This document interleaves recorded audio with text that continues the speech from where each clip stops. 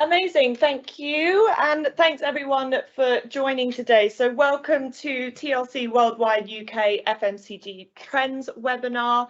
I hope you can all hear us, but today I am joined by our UK Agency Director Ryan Coomer, and we'll be taking you through the top 8 trends that are currently shaping the FMCG industry and how that can affect your business or your brand. And hopefully we'll be able to provide some insight into how we at TLC might be able to help. So introducing Ryan here, as I said, our agency director. Ryan, could you just chat a little bit about what you do for us at TLC, but also how you and the team have developed these 8 trends? Yeah, great. Thanks, Rach. Good afternoon, everyone. Thanks for joining us today.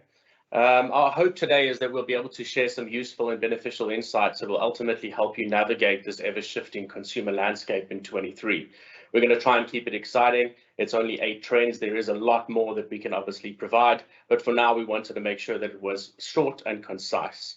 So I thought before we kick off, just to give you some context behind the research and work that goes on behind the scenes to develop these actionable insights that we'll be sharing. My responsibility at TLC is to develop our strategic approach to the campaigns that we run and oversee the overall delivery of these effective campaigns for our clients. So what we'll be sharing today is based a lot on the independent research that we perform here at TLC throughout 2022 and some of what we've done now in 23. And this covers a multitude of different topics, everything from your cost of living crisis, your sustainability, energy, SMEs, loyalty landscape, and important events like Black Friday and the festive season. And this is to get a better understanding on what's happening on the ground and what those macro and micro effects that are faced by our consumers on an everyday basis. So my team and I work tirelessly to identify possible market opportunities for our clients and/or the situational effects that may obviously shed light on some possible threats within their respective markets. The data-led approach that we take allows us to apply these learnings across multiple sectors. So it really gives you the length and breadth that you need to firstly identify what issues you may have, the challenges that you potentially face, and what are those potential solutions that we can bring to the fold. So to summarize, the 8 trends that we'll be sharing is a compilation of both our own independent research, real-time campaign data. We run over 400 plus campaigns a year globally, as well as third-party research houses. So it is a myriad of information and data, but it comprises a lot of what we're seeing, what we've seen in 22 and what we're potentially going to see in 23. So I hope that what we'll share today will give you a little bit of insight and be beneficial to your planning for the coming year. Amazing. Thanks so much, Ryan. So let's get started. We'll, I think, obviously, within the FMCG industry over the last few years, it's generally seen rapid growth. So what can we expect to see this year in the sector specifically? Yeah, so as I mentioned, there's been a fair bit of economic volatility mixed with the pandemic over the past sort of 2 to 3 years. And this has had a significant shift in terms of the consumer behavior, as well as their overall expectations towards brands. So we'll unpack a little bit more of that as we go through the deck. But effectively, what we're going to have to do this year is look at how we can shape that decision-making itself to really just start working for you. And in the same regard, generating that long-term loyalty that all the brands are obviously looking for. Brilliant. So to kick off and start with our first trend. So as we've mentioned, we've worked on these 8 trends that are bound to shape the sector in 2023. The first one is specifically on the consumer themselves, our customers, and it's referenced as me mentality, which I'm sure plenty of you have heard of before. So let's deep dive into this first trend, Ryan. Yeah, absolutely. It's an interesting one. The me mentality is sort of being spurred on by, as I mentioned, the previous experiences we've had from the pandemic right through the cost of living crisis last year and obviously leading into this year. But ultimately what it comes down to is that your consumers are looking for brands to align to their values. And this is sort of where you start to see those shifts in behaviors. The loyalty is going to be led a lot to how the brands are understanding them and celebrating that individuality. We often speak to our clients about having a zero-party data approach and having a strategy towards this. This will just effectively help you better understand from a psychographic perspective the values, the attributes that your consumers have that you can obviously use as a way to leverage some of that loyalty that you're looking for in the future. So what we talk about when it comes to me mentality, and you'll see we'll cover off a bit about personalization as well, but effectively this is about understanding those need states. So your consumers really want brands to obviously start paying attention now to those needs. And I think as soon as you can start identifying that, it'll allow you to obviously leverage on all these opportunities that we see in 23. So sticking with the consumers and what they are looking for, personalization is a huge trend at the moment, and especially with the audience of millennials and Gen Z, and it's focused specifically on experiences. So, but how can, I guess the question is, Ryan, how can brands personalize their products? Yeah, so an interesting one. We've kind of looked at what we're seeing come through at the moment is this idea of the experience economy, where the experiences are the considered currency, and this will help with your overall engagement. As I mentioned, from the me mentality is that we need to understand what those values are. It'll help us align, and you can provide experiences that are away from the product that actually then generate a positive brand sentiment. So if we can start looking at how we can use experiences as a way to obviously drive those sentiments in market, it'll obviously come up with a more positive relationship building opportunity for you with your customers. And ultimately your brand health will obviously see a lot of an uplift considering that. Absolutely, and I think this massively supports when a brand is looking to improve their MP score as well. Yeah, absolutely. It's vitally important now. We know with the saturation in markets, and there's obviously a lot going on, that not only brands, but the brands will have to work harder to obviously develop that advocacy. Consumers are looking for it, they are receptive to it and open to it. It's just about what you can do, understanding who they are, and drive that positive, as I said, positive sentiment forward.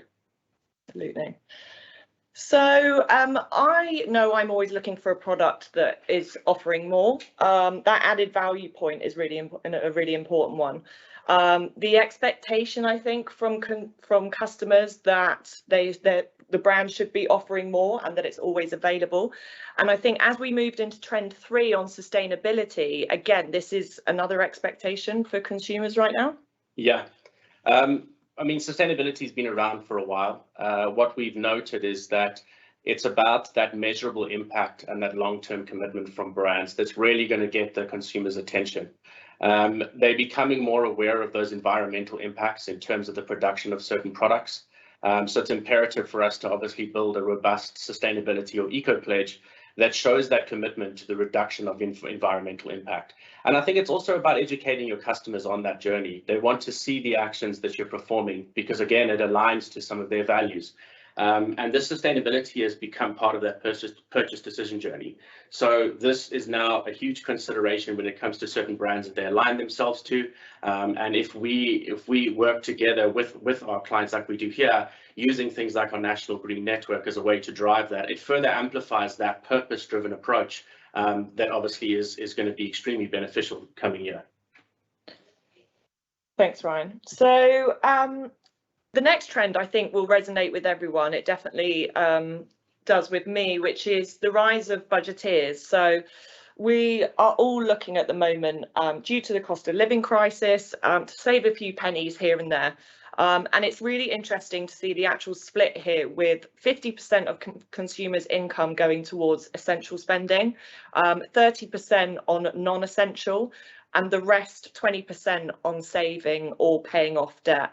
How does this impact when brands are thinking about discounting or when they're considering their customer during this process?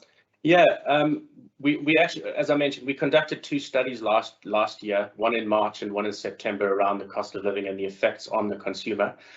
We noted a significant reduction spend across the board, particularly focused around the likes of travel, eating out, days out activities, and subscription services. And essentially what's happening is that it's removing the fun out of everybody's life. So they're catering for the essentials more. As Rach mentioned, that 50-30-20 split has become a rule in most households at the moment. However, they're laser focused on that value. So they really are looking to see how much they can get out of it.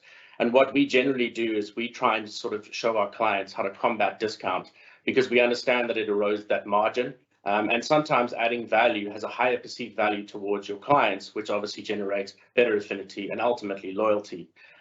So that's sort of what I think is going to be the best approach to this particular group. And another one that we noted on this was that they appreciate utility-based value.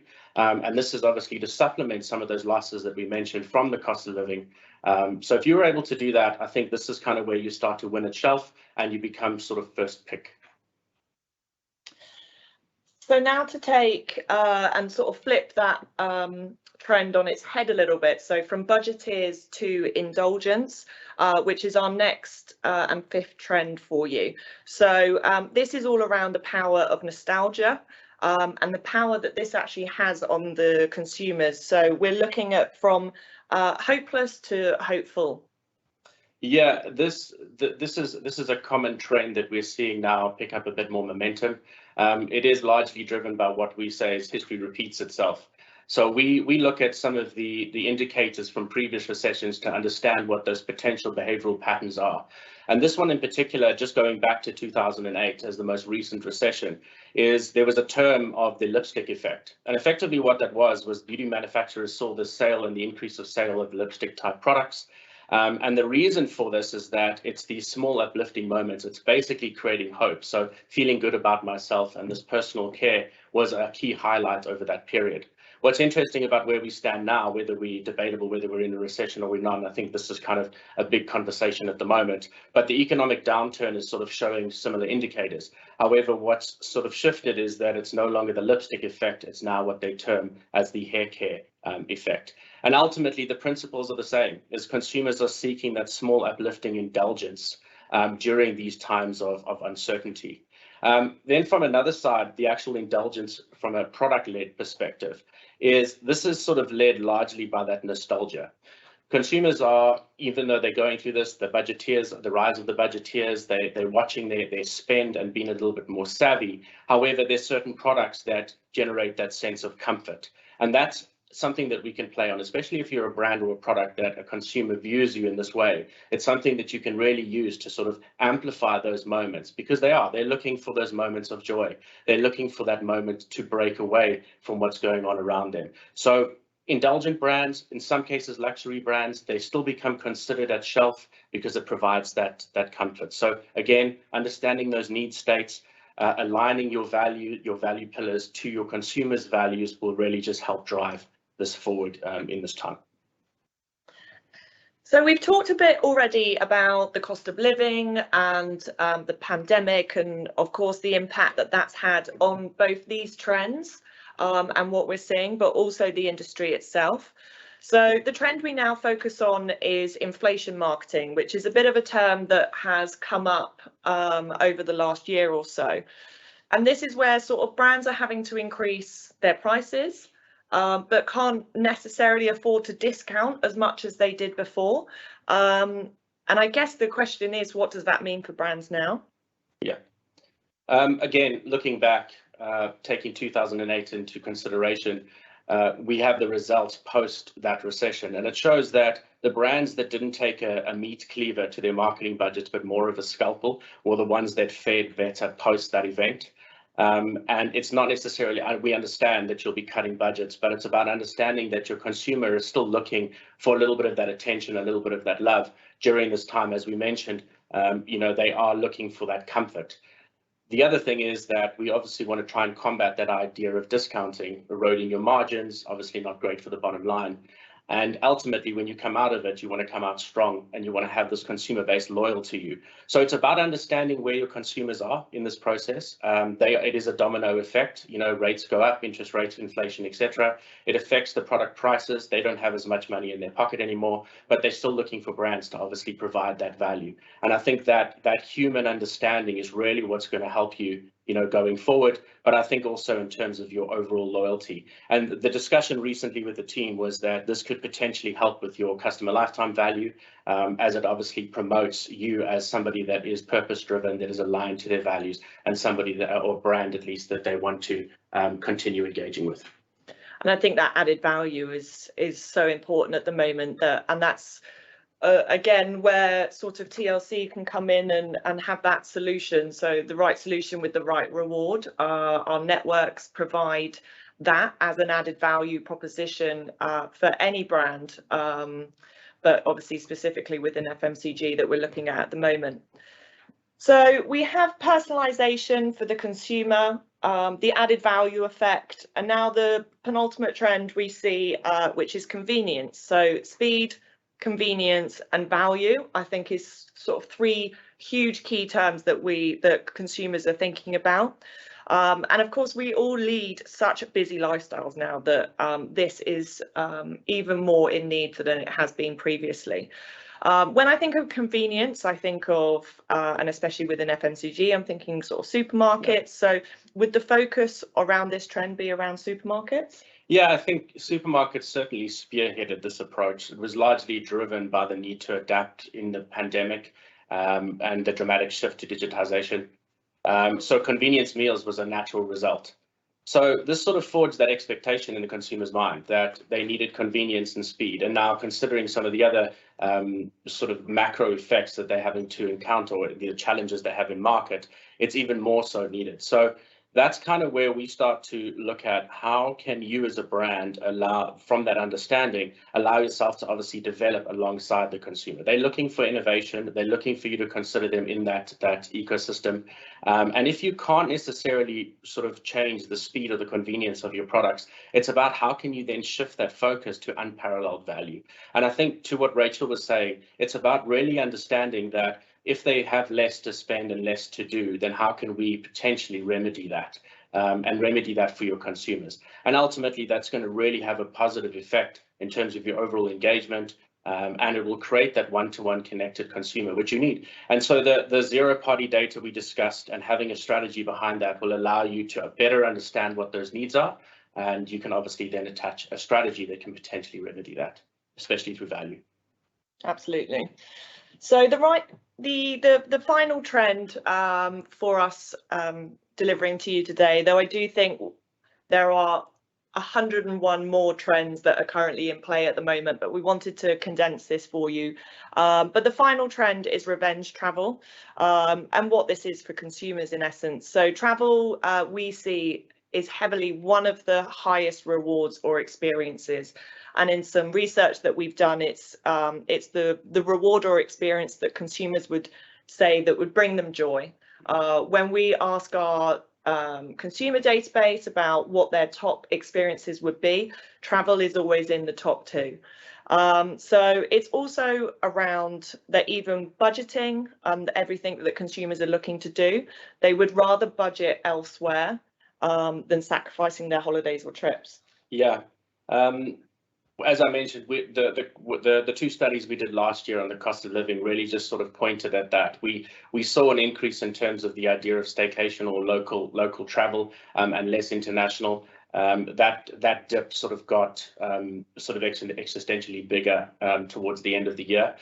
But what we're sort of noting now is that there's a shift in the mindset where there's this pay now, regret later. And I think this is quite critical, is that consumers are sort of, in a way, you've got a frustrated consumer.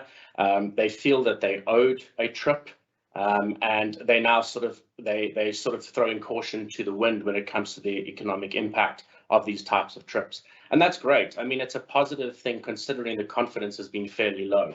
Is if they feel that they need to have an adventure, have these moments of joy, have these different experiences. I think it's about just understanding how you can then obviously attach yourself to that.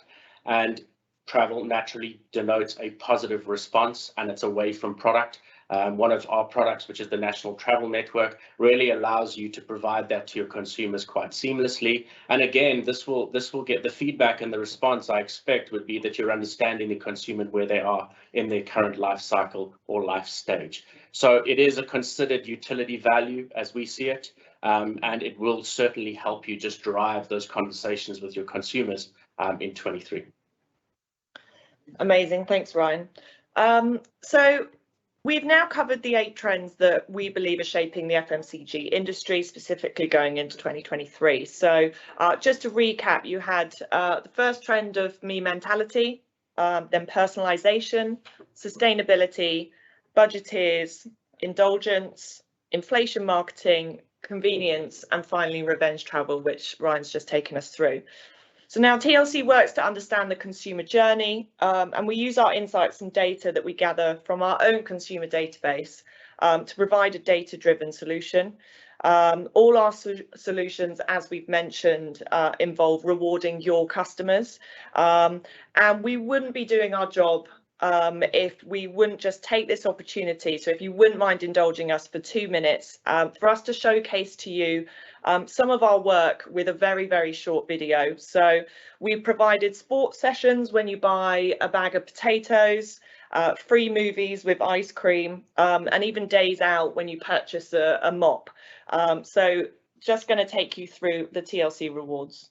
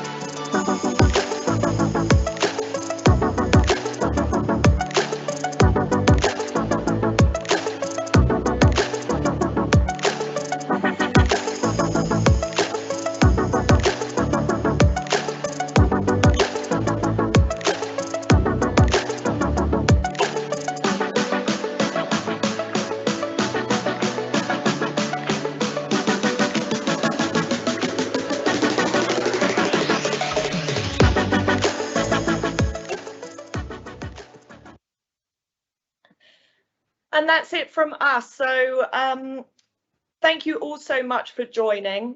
We really appreciate it, and we hope you found it really useful. You'll see on the screen now myself and Ryan's contact details. So if anybody would like to find out more about what we do, how we can help you, or even just about some of these insights potentially in a little bit more detail, or the other research that we've done, please do get in touch with either myself or Ryan. So we'll keep this up on the screen for a little while just so you can take down those notes. We have also converted these trends into an ebook for you, which will be in your inbox by the end of today. So please do keep an eye out for that. But thanks, Ryan, for your expertise and knowledge as always. And thanks again, everyone, for joining. And we'll see you again soon. Thanks so much.